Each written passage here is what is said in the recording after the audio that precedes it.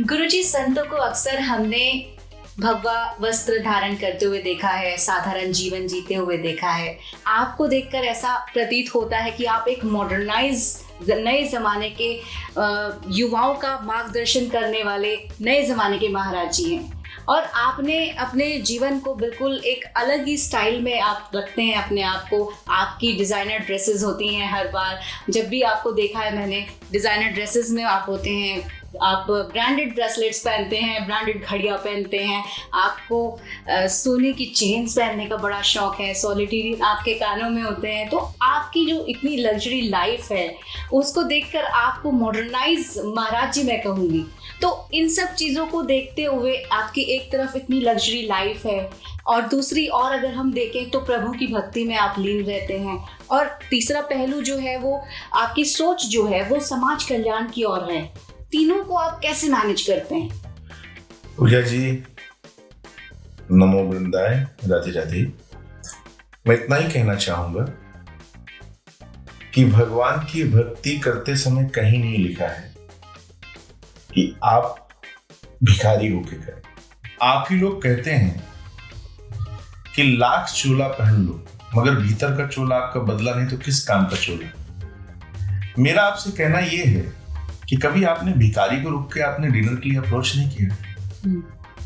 आपने कभी किसी भिखारी का जाके ब्रॉडकास्ट क्यों नहीं किया जी? आप कभी किसी भिखारी के पास नहीं गए?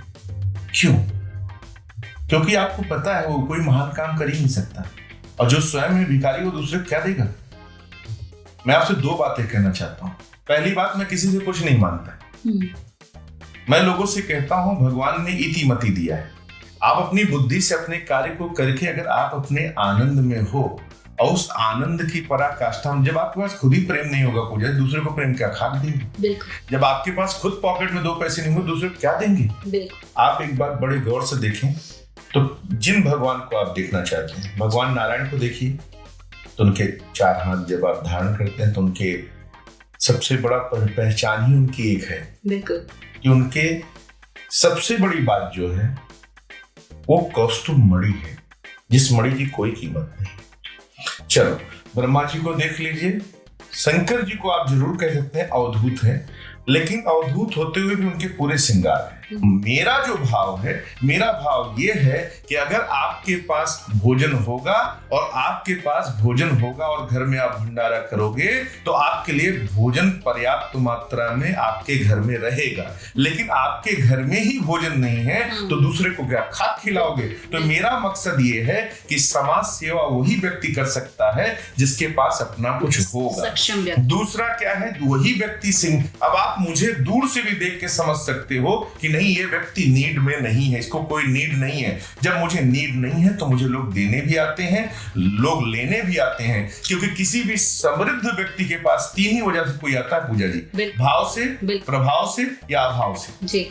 और मैं जिनका भक्त हूं वो कहीं से भी गरीब नहीं है। बिल्कुल। तो ये जो डेफिनेशन बनाई गई है कि गरीब सुदामा, गरीब साधु, गरीब पंडित, तो ये उनकी मान्यताएं हैं जो मुगल शासक थे, जो अंग्रेज थे। वो इसलिए ताकि हम गरीबी दिखाएं।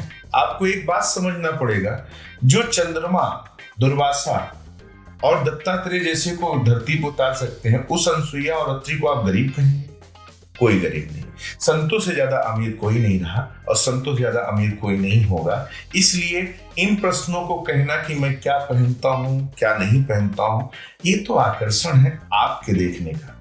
हमारा तो मकसद ये है कि श्रृंगार ही सुंदर नहीं होगा तो आप ईश्वर को पाएंगे कैसे? टी टाइम विद पूजा में वक्त हो चला एक छोटे से ब्रेक का, और ब्रेक के बाद जानेंगे महाराज जी से कुछ उनके अनछुए पहलुओं के बारे में। तो हम लौटेंगे जल्द एक ब्रेक के बाद।